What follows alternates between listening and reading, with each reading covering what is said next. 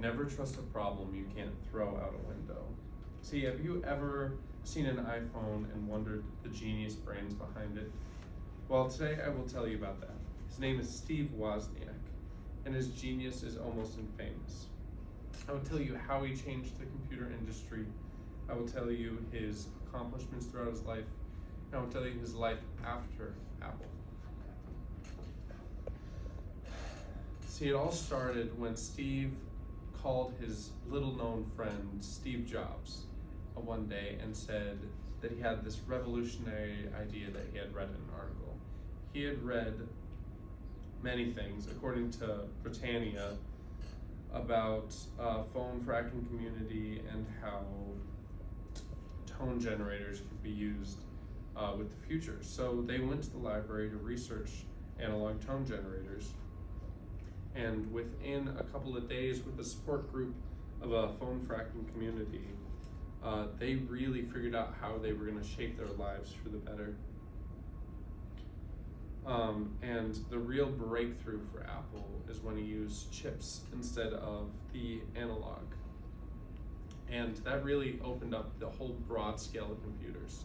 He was able to do one board.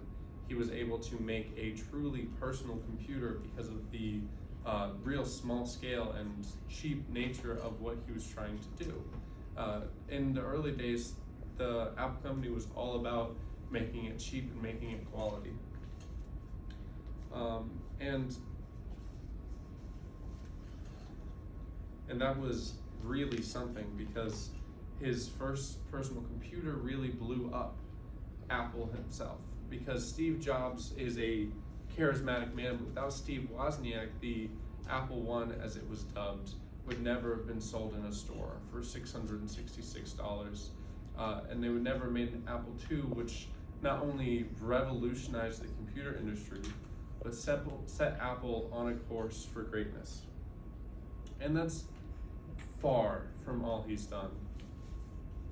See, he has the absolute ability to do anything he wants. He's gotten the Grace Murray Hooper Award. He's gotten the National Award of Technology, which is only given out to very few people, for people that have really revolutionized an industry. He was so influential that college in Boston decided to give him an honorary doctorate. He is in the National Inventors Hall of Fame along with people like Sir Isaac Newton. He has really gone and done everything he has set out to do. After Apple, he exploded everything that he wanted to do. He set out with his friend Steve Jobs helping him after he decided to leave the company. He opened computer labs for children and started a couple of schools that he's really proud of. These schools were set less on grades and homework and more on revolutionizing how kids thought about problems. See, they had this problem-solving nature program that taught kids about computer engineering, which is what I want to go to when I grow up. And I am amazed at what he's able to do with those schools. He teaches kids programs like C++ and Java in ways that I don't even know how to do. And I've been doing it for a long time. Those schools have some of the highest grades in the country because of how much actual ability that they have. He's also going around, he's a ton of scholarships, he's doing so much charity work.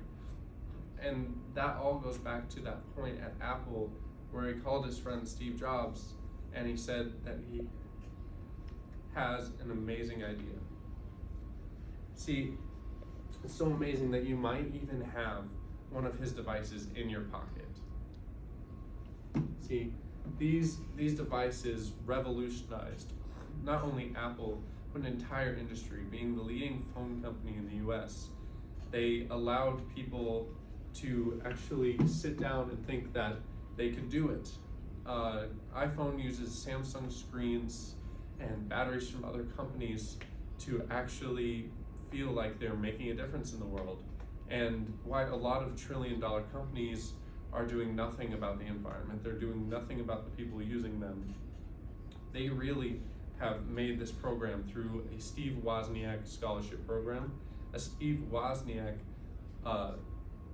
program where they go around and they try to help the environment with some of the money he's made. And with the analog tone generator, they still implement that into the phones that we have today.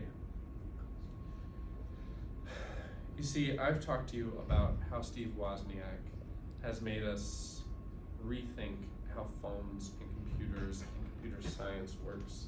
I've talked to you about all the achievements, according to Britannia, that he has made, being in the National Hall of Fame and really doing everything he can to succeed in the world.